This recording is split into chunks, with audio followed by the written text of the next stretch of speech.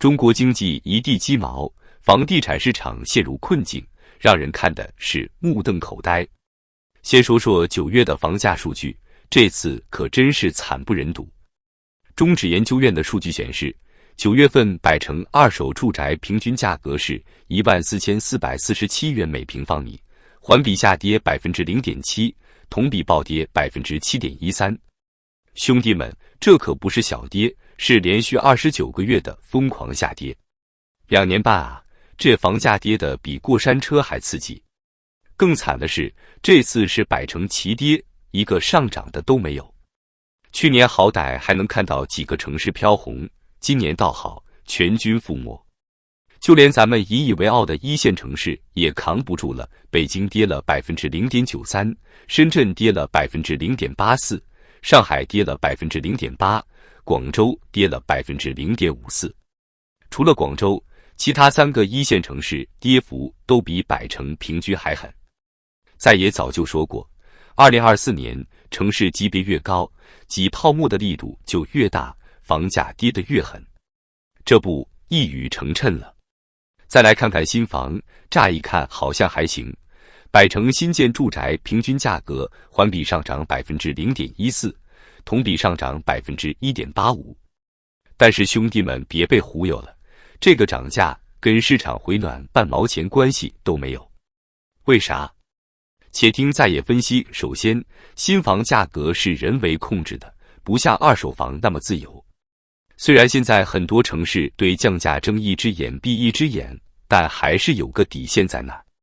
其次，销量数据可不支持什么回暖论。克尔瑞数据显示，9月份百强房企销售金额同比暴跌 37.7%， 1至9月累计销售额同比狂跌 36.6%。这是什么概念？就是房企少赚了将近40%的钱啊！销量都崩了，价格还能涨？这不是扯淡吗？那为啥新房价格还能上涨呢？再也给你道破天机，主要是改善型楼盘供给增加，拉高了整体价格。就拿上海来说，今年前8个月，2500万以上的豪宅成交了将近3000套，创10年新高。2015年才896套，这几年也就1600多套。今年8个月就3000套，这不是拉高均价吗？所以兄弟们记住了，谁要是拿着新房涨价当幌子忽悠你买房，那就是想坑你。这种套路咱们可得擦亮眼睛。总的来说，9月房地产数据惨不忍睹，二手房继续以价换量，新房销量大跌。更可怕的是，9月销量居然跟8月持平。大家想想，9月不是应该是金九银十吗？结果跟8月这个传统淡季持平，这说明啥？说明市场信心都崩了呀。房地产市场这么惨，那股市呢？兄弟们，这股市啊，简直就是一出大戏，让在野看的是目瞪口呆。最近这股市啊，涨得那叫一个热闹。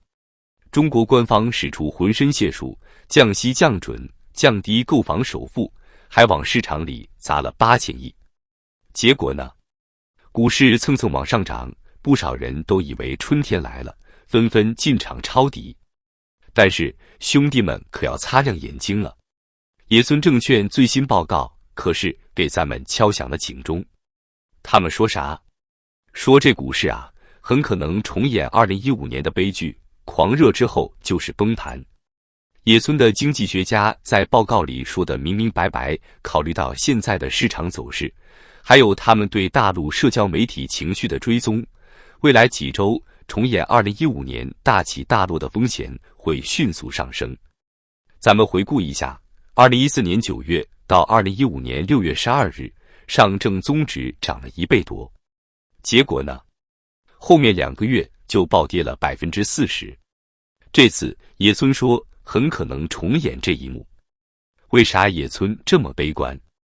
他们给出了几个理由：近4年的房地产危机还没解决，地方政府债台高筑，快撑不住了；地缘政治紧张局势越来越严重；新能源领域的投资泡沫破了；政府和民企之间的信任严重缺失。这些因素叠加在一起，让中国经济比疫情前还要脆弱。野村还预测，如果股市泡沫破裂，中国央行可能会被迫印钱应对。结果呢？资本会加速外逃，人民币会面临贬值压力，经济会陷入更糟糕的局面。这可不是危言耸听，而是实打实的风险啊！更有意思的是，就在股市暴涨的时候，上市公司却在疯狂减持。据统计，9月24日到28日，至少有10多家公司宣布重要股东协议转让，涉及金额超过20亿元。9月30日，又有18家上市公司遭重要股东减持，其中杭州热电就被减持了1200.30万股，减持金额2.5亿元。从9月22日到28日，短短一周，至少146家上市公司集体减持，共披露了280条减持公告。有业内人士质疑，这些公司是不是通过私募基金在绕道减持？兄弟们，这情况你们怎么看？大户都在跑路，散户却在疯狂进场，这不是典型的割韭菜吗？说到这儿，最近网上还传说，美国资产管理巨头贝莱德看好中国股市，上调了评级。但是兄弟们可要仔细看了，事情没那么简单。贝莱德10月1日在网站上发布的每周市场评述中说得很清楚，中国市场的结构性问题无法改变，他们还是持谨慎态度。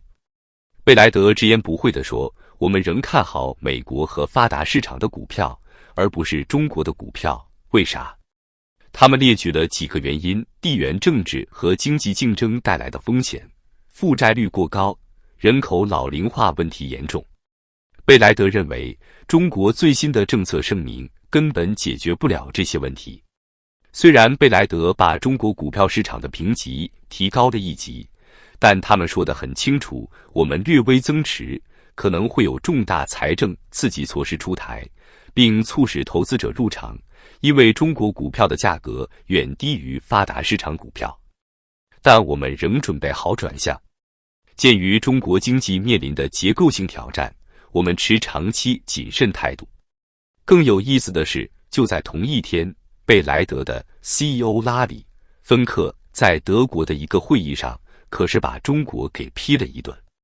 他说，中国是俄罗斯经济最大的支持者，还呼吁西方企业应该重新评估与中国的关系。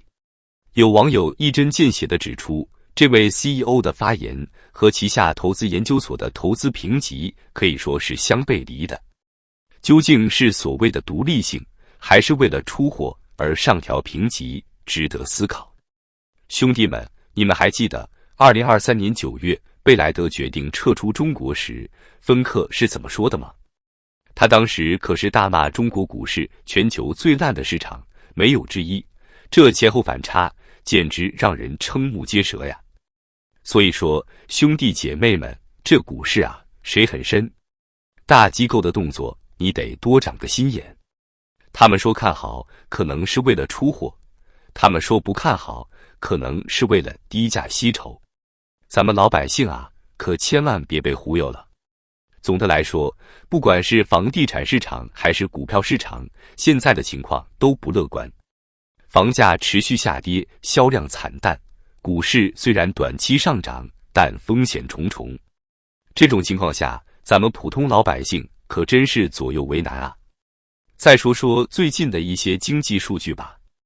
国家统计局公布的数据显示，9月份规模以上工业增加值同比增长 4.5%， 比8月份回落 0.1个百分点。1至9月份，规模以上工业增加值同比增长 4.0%。这数据看着还行，但是细究起来，其实问题不少。比如说，高技术制造业增加值增长 11.0%， 增速比规模以上工业快 6.5个百分点。这看起来是好事，但是背后隐藏的是传统制造业的疲软。再看看具体行业，计算机、通信和其他电子设备制造业增加值增长 14.5%， 而纺织业却下降了0.9%。这说明啥？说明咱们的产业结构还在调整，但是传统行业的就业压力可能会越来越大。再看看消费数据，9月份社会消费品零售总额35539亿元，同比增长5.5%。1至9月份，社会消费品零售总额316838亿元，同比增长6.8%。这数据看起来还不错，但是跟疫情前比起来还是差了不少。而且你仔细看就会发现，增长的主要是必需品消费，像是粮油食品类、饮料类的消费增长都比较快。但是像汽车、家电这些大件商品的消费增长就相对慢一些。这说明啥？说明老百姓的钱包还是比较紧的，大家都在精打细算。最后再说说就业情况。9月份全国城镇调查失业率为5.0%，比8月份下降0.1个百分点。看起来是在改善，但是大家要注意，这个数据不包括农民工。而且现在很多年轻人选择考研或者考公务员，这部分人也不算在失业率里面，所以实际的就业压力可能比这个数据反映的要大得多。好了，今天的分析就到这里。如果你觉得这期节目对你有帮助，别忘了点赞、转发、评论，我们下期再见。